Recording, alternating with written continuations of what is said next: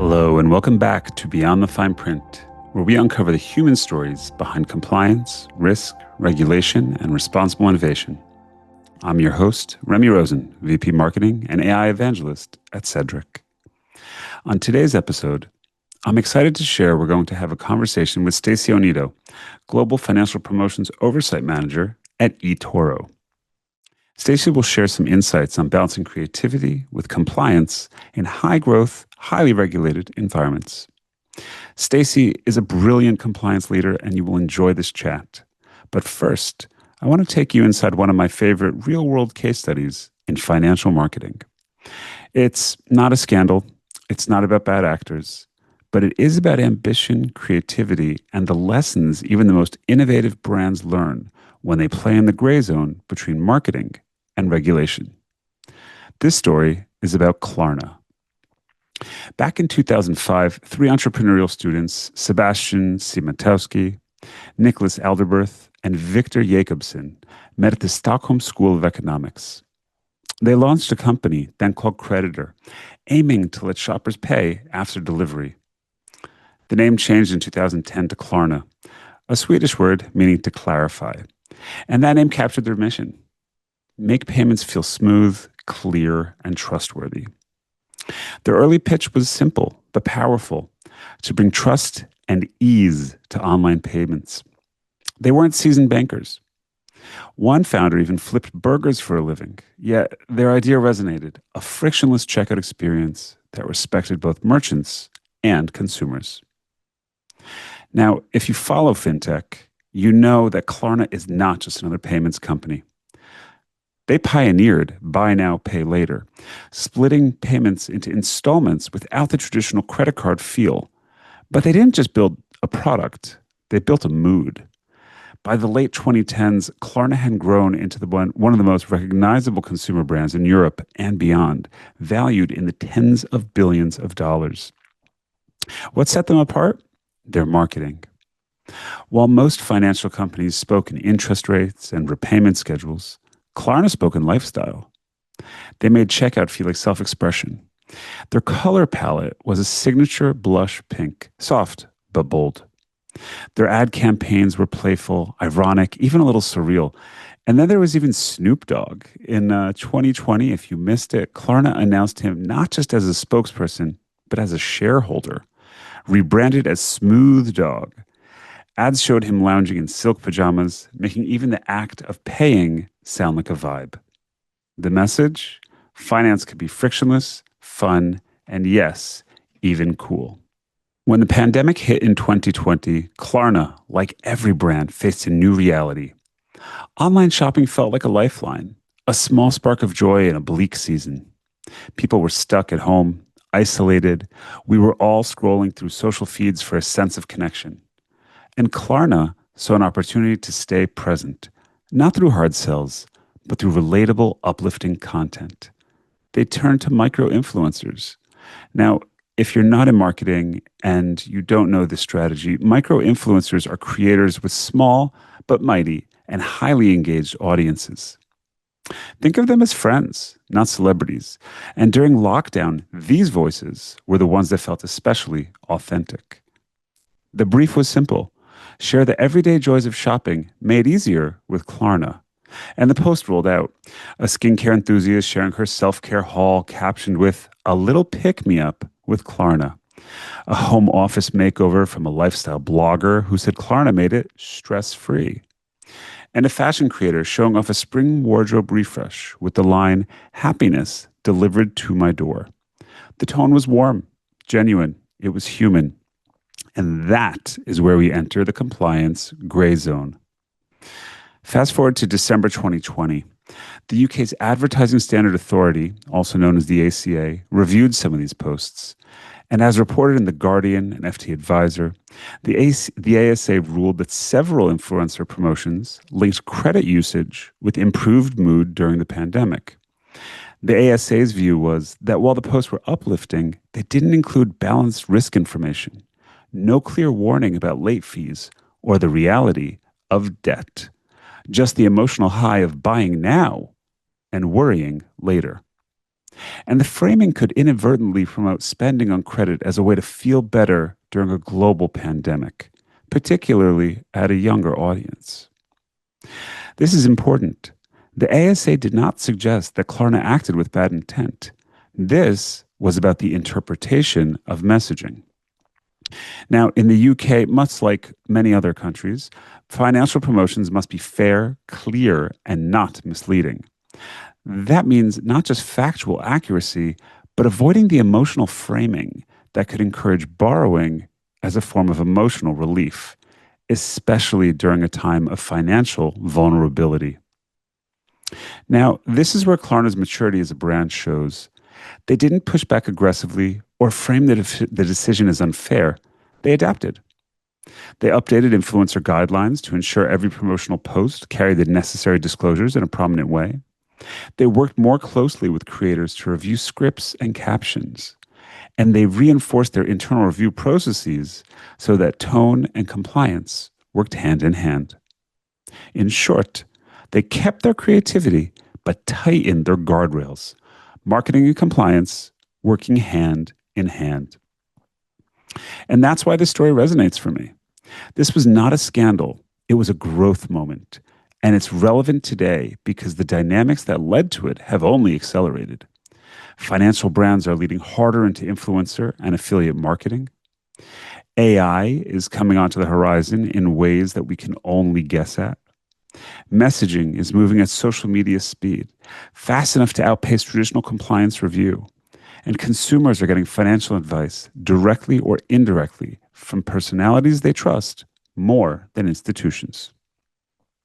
Klarna's experience is a reminder that third-party voices are still your voice, and regulators will hold you accountable for them. Intent doesn't erase impact. And even though positive campaigns can raise compliance flags if interpreted differently. And remember that guardrails don't kill creativity, they protect it. Now, this isn't just Klarna's story. We've all seen crypto exchanges use celebrity spokespeople who later faced lawsuits for hyped up claims. Remember FTX? Sorry, Larry David. And brokerages sponsor influencers on YouTube pitching complex trading strategies as easy money when we all know it's far from it. Affiliates rewriting cautious up to $250 bonus offers into $250 guaranteed free cash, shifting the tone from accurate to misleading. Each time the gray zone expands, a space where well-meaning words drift and context changes meanings, and brands pay the price. Today, AI can generate hundreds of ad variations in seconds. Affiliates can A/B test headlines and copy at lightning speed. And influencers can remix brand messages into formats that feel organic but deviate slightly from approved messaging in ways that can be dangerous. This is the modern gray zone, where ideas move faster than compliance can manually keep up. This is the world we live in. Every external voice is a part of your product, where marketing speed without compliance standards creates risk on repeat, where intent doesn't absolve impact. Now, the lesson is clear. If you use partners, affiliates, or influencers, you don't just share reach, you share responsibility. Modern leaders are redesigning their systems to provide pre-approved messaging packs and safe words for creators, use AI tools to flag phrasing like guaranteed, stress-free, never worry before it ships, and also AI tools to monitor afterwards. Audit influencer content as part of their risk pipeline and not as an afterthought. Compliance is no longer a final checkpoint. It is a design principle baked into every partnership, every channel, and every human voice representing your brand. And that is why I wanted to start with this episode of Klarna's story.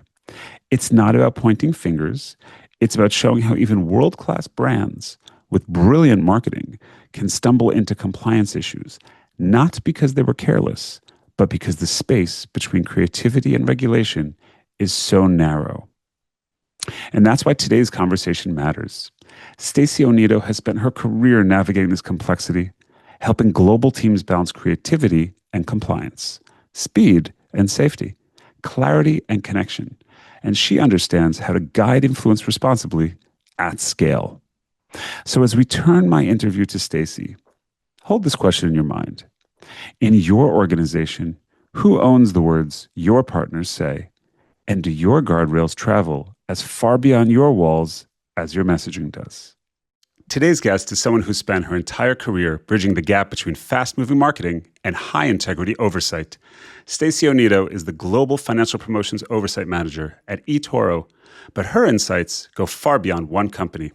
With experience across global fintechs, multi-market compliance teams, and years at the work of intersection between communications and regulation, Stacey brings a rare perspective on what it means to lead when the rules and the tools are constantly changing.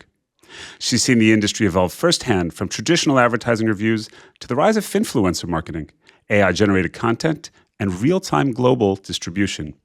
And she's been a part of the effort to build smarter, more collaborative compliance teams that don't just review content, they help shape the systems that create it. In today's episode, we're going to explore what it means for compliance to think like AI, to be predictive, adaptive, and integrated into how decisions are made from the start. We'll also talk about what skills future compliance leaders need and how to build credibility across teams that move fast. Stacey, welcome to Beyond the Fine Print. Thank you, Remy. What an intro. Yes. Let's get started with your journey. How did you find your way into the world of financial promotions, and what's changed most since you began? Financial promotions found me, Remy. I didn't choose this life at all. I wasn't in the playground dreaming about like risk warnings and disclaimers. Like it just came to me. I kind of fell into compliance as a whole, like general compliance, after I did a stint at one of the big four.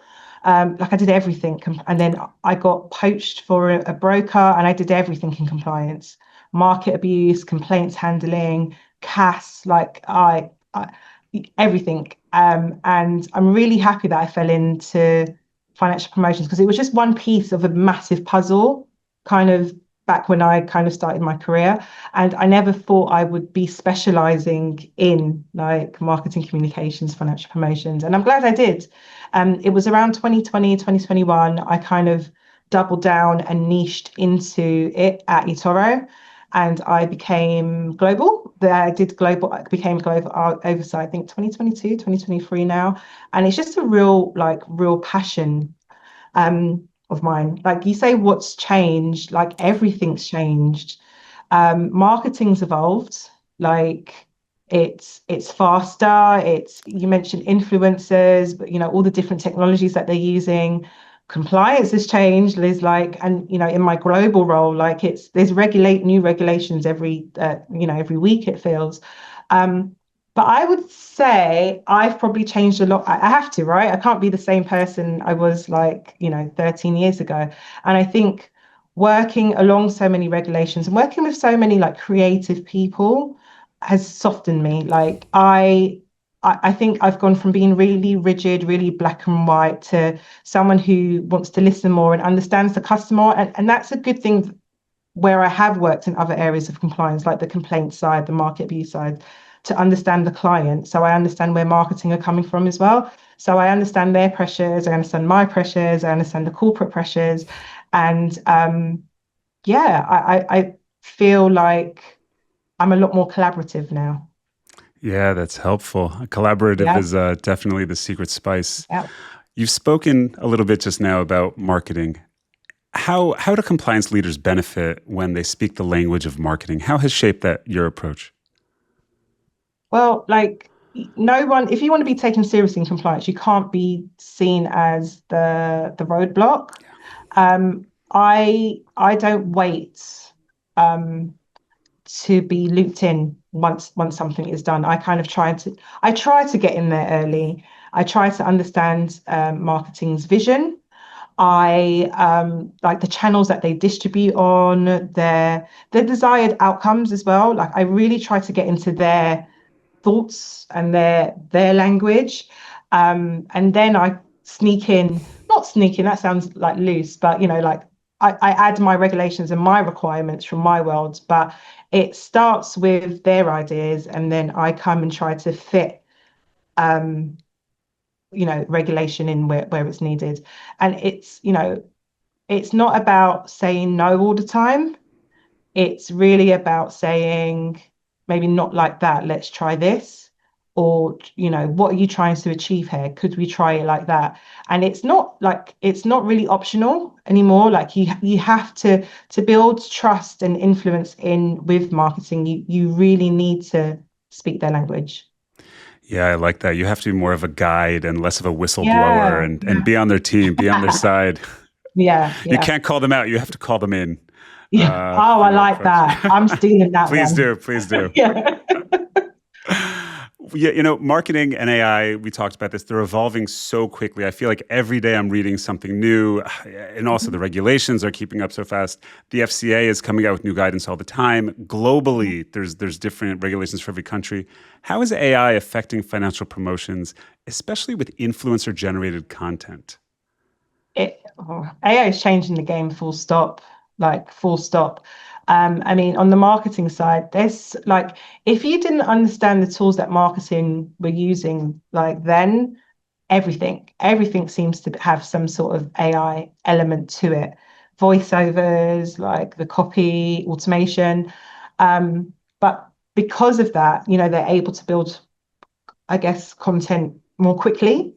Um, and we compliance need to be watching how quickly that's happening as well, especially in the world of like third parties like influencers, your affiliates.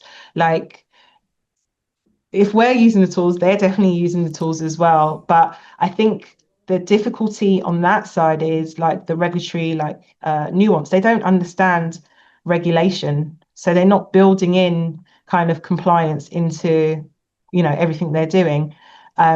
So I guess because of that, it's a recipe for like harm if compliance are not involved from the outset. Yeah, definitely. Let's talk about some more AI specific harms because they're a little different than the typical world of advertising. Just using anyone who's used ChatGPT knows there's hallucinations, there's complete fabrications, which is very Yeah, confident is true, even though it's not.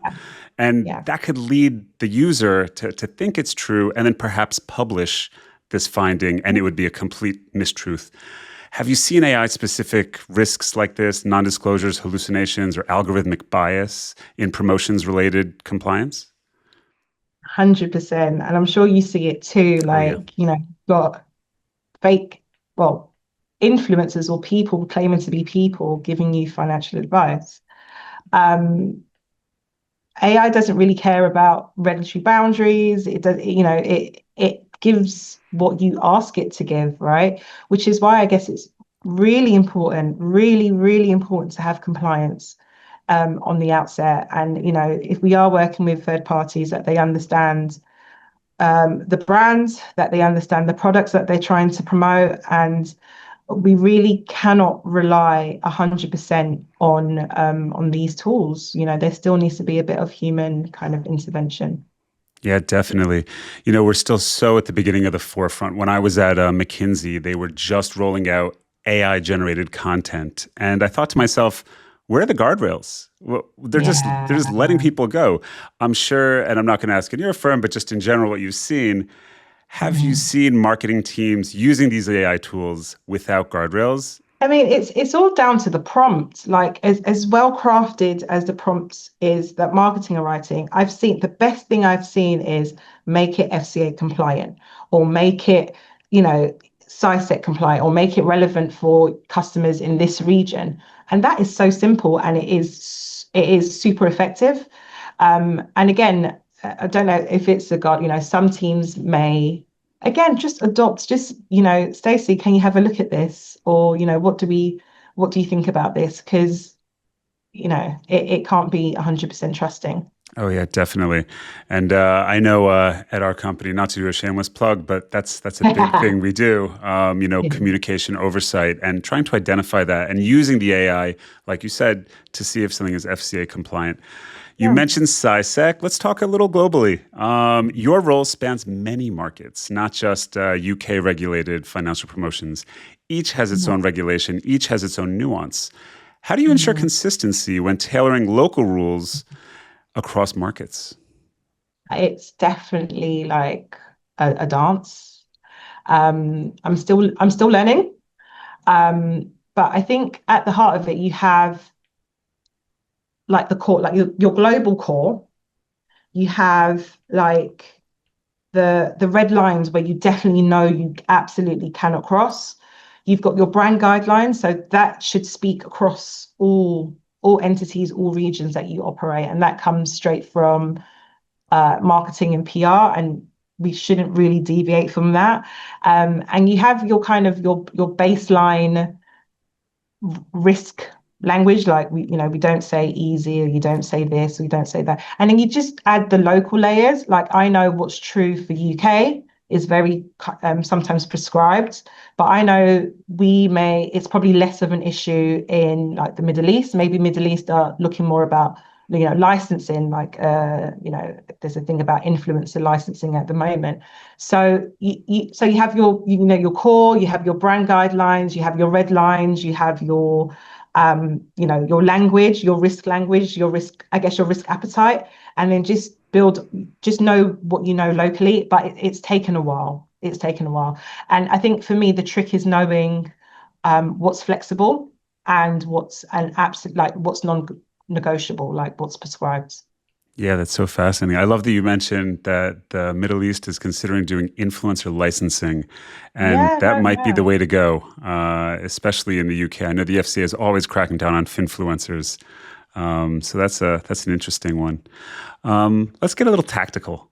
What Oh. advice can you give to compliance leaders looking to operationalize their compliance strategy? How do you take it from marketing or PR and operationalize it throughout the firm? Can you share any workflows or tools or frameworks that you've seen?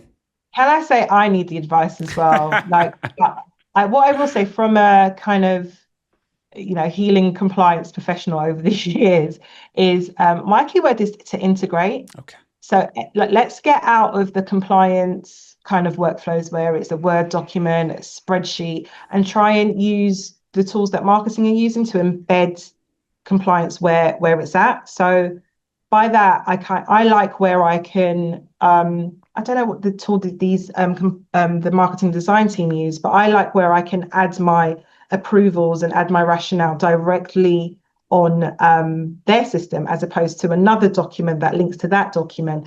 I like it when checklists are within so marketing can use the checklist within the design tool that they're using, as opposed to my attachment that I wrote, last year. So I think what will be effective is making compliance part of that, like part of the build, like just so it's seamless. It's not closing that document to open that document or to upload that document into that system. And yeah, it gets all quite fiddly and very archaic. Yeah, I know that definitely makes sense. It reminds me of the culture issue, building a compliance culture. Let's Yeah, talk about that. yeah. What can you advise to build a compliance culture throughout an organization? What signals do marketing teams need to see from compliance that they're empowered rather than policed? We were talking about being their trusted guide, bringing Yeah. them in, not calling them out. What can you advise? Yeah, I think marketing needs to see that, we're not there to block them. We are there to make them bolder with, I think you used the word guardrails earlier. Um, like how can we do it safely? How can we empower them as well? Like, we can't hold their hand all the time, but how do we, keep their creativity, but have that, kind of compliance mindset? And just let them know that we've got their back.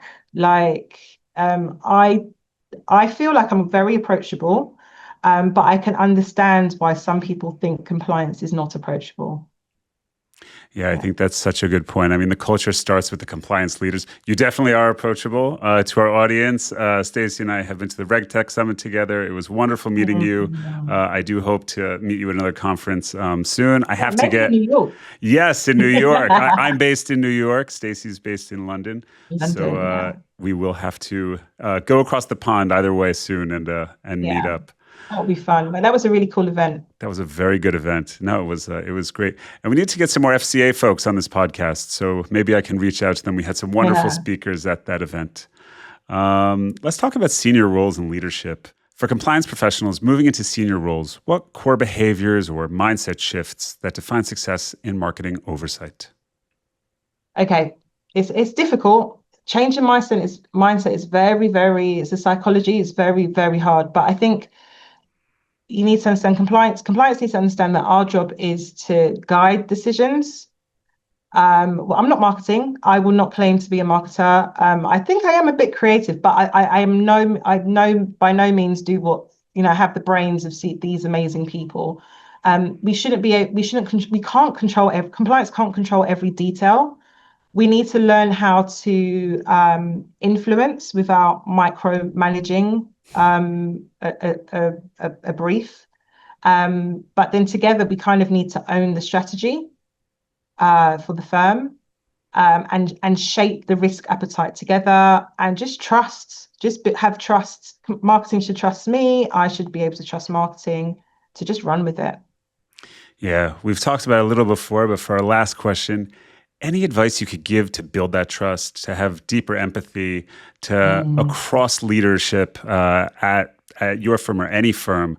What are things you've seen that work? What are tips that you could suggest?